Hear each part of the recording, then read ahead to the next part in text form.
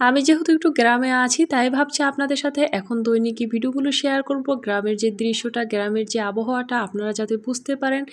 যারা আমরা ঢাকায় থাকি তারা কিন্তু এই জিনিসগুলো খুব মিস করি। ঢাকায় কিন্তু সচরাচর এভাবে করে ভিডিও করা হয় না, আর এভাবে করে গাছপালা সবুজ শ্যামলি দেখাও যায় না।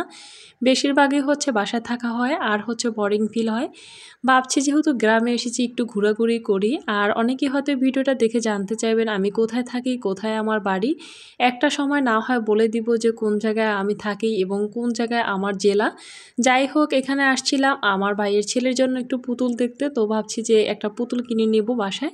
তো ফাইনালি একটা দোকানে এসে আমরা এখান থেকে পুতুল আরও বাকি যা যা লাগে সব কিছুই কেনাকাটা করে নিয়েছিলাম। দেন এখানে আম্মু অনেক কিছু দেখছিল বাসার জন্য।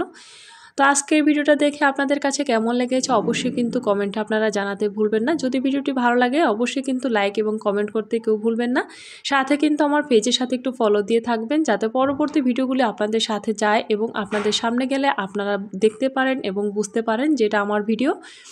আর যদি আপনারা সবাই আমার সাথে যুক্ত হন আমিও কিন্তু আপনাদের সবার সাথে যুক্ত হয়ে যাব এবং সাথে সাথে অনেক কিছু সাপোর্ট আপনারা পেয়ে যাবেন।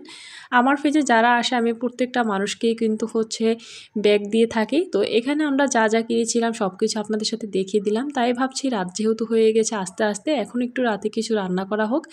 আর তাই তো আমি এখানে রান্নাটা বসিয়ে দিয়েছিলাম। কি কি রান্না করছি সব কিছু আজকের ব্লগ ভিডিওতে থাকবে। তো যারা এখন পর্যন্ত আমার পেজের সাথে আছেন এবং আমার পেজের সাথে যুক্ত থেকে প্রত্যেক দিন আমার ভিডিওগুলোকে দেখেন এবং লাইক কমেন্ট করেন তাদের কাছে সবসময় কৃতজ্ঞ থেকে যাব। কথাবার্তায় ভুল ত্রুটি হলে সবাই কিন্তু একটু ক্ষমার দৃষ্টিতে দেখবেন। আর গ্রামের যেহেতু রান্নাঘর সব কিছু একটু অন্যরকম থাকে তাই কিন্তু ভিডিওগুলো এইভাবে একটু এলোমেলো হয়ে করানো। আর যেহেতু আম্মু বাসায় একা থাকে অত গুছিয়ে রাখতে পারে না, তারপরও কিন্তু যেতটুকু পারে সবসময় গুছিয়ে থাকারই চেষ্টা করে। আর হচ্ছে দেখতেই পাচ্ছেন রান্না করতে করতে আমাদের গ্রিলগুলোর অবস্থা একদমই খারাপ হয়ে গিয়েছে, ঝং পড়ে গিয়েছে। আমি ভাবছিলাম একদিন এখানে একটু রং করে দিব যেহেতু বাসায় এক্সট্রা রং আছে। তো যাই হোক, এখানে কিন্তু আমি মশলাগুলোকে কষিয়ে নিচ্ছিলাম এবং কি রান্না করব আপনারা সাথে থেকে দেখতে পারবেন যে আসলে আমি কি রান্না করতে চলছি। আর হচ্ছে আপনারা যারা নতুন ব্লগ ভিডিও বানানো শুরু করেছেন তাদেরকে আমি বলবো একদিন একটা ভিডিও ছেড়ে হচ্ছে চুপ করে বসে থাকেন, 3 দিন পর আরেকটা ভিডিও ছাড়েন। এভাবে করে কিন্তু পেজ চালানো যায় না। অবশ্যই কিন্তু পেজে কাজ করতে হলে প্রত্যেক দিন ভিডিও মেক করতে হবে এবং প্রত্যেক দিন ভিডিওগুলোকে দিতে হবে। ধরেন যে আপনি একটা চাকরি করছেন সেখানে কিন্তু আপনার দৈনিক অফিস করা লাগে, সেখানে আপনাকে ডিউটি করা লাগে, ঠিক সেমভাবে এখানেও কিন্তু কাজগুলো তুলে ধরতে হয়।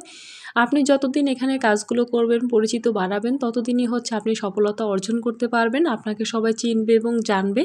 তো একা একা যদি আপনি সব কিছু বোঝার চেষ্টা করেন এবং আপনার মন গড়াভাবে আপনি ভিডিওগুলোকে মেক করতে থাকেন আর মন চাইলেও ভিডিও দিলেন, মন চাইলেও না ভিডিও দিলেন না, তাহলে কিন্তু আপনাকে কন্টেন্ট ক্রিয়েটরের মধ্যে ধরা হবে না। আপনি যদি এভাবে করে কিছু করতে চান আর কন্টেন্ট ক্রিয়েটর হতে চান তাহলে কিন্তু এখানে দৈনিক আপনাকে কাজগুলো করে যেতে হবে।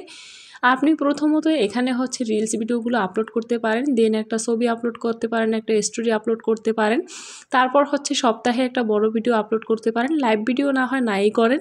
তারপর আমি বলবো যারা পেজ নিয়ে কাজ করেন তাদের জন্য লাইভ ভিডিও করা খুবই জরুরি। আপনারা চাইলে কিন্তু লাইভ ভিডিও করতে পারেন, যাদের স্বাধীনতা আছে, যারা ভালোভাবে করতে চান বা ভালো পরিচিত হতে চান।